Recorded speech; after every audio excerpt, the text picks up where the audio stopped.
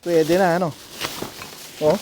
Okay, so nag-unbox tayo ng mga bagong luggages. Ito, 4. Bumili tayo niyan para kay Paraluman. At meron naman nagbigay sa atin na isang kaibigan ng 2 lumang luggages niya. So ito gagamitin natin to para sa training pa rin ni Paraluman sa pagiging narcotics dog. Malay natin later on ma-deploy siya sa airport, sa bus terminal o kung saan sa mang part ng Pilipinas, kailangan masanay siya sa mga bags. Ito yung kanyang TA or training aid.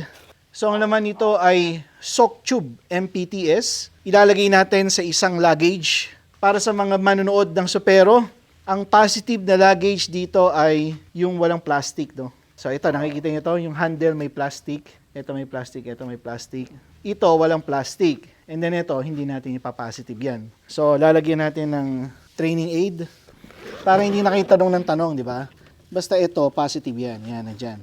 So, ang gagawin natin dyan, isisil natin. Then, hahayaan muna nating mag-penetrate yung amoy nung ating training aid sa loob ng luggage. Ito rin ang pinili ko kasi magkakakulay sila, di ba? Pag ito kasi, magkaiba yung kulay, so pwede kasing mangyari, na-memorize nung aso yung color o yung laki ng bag.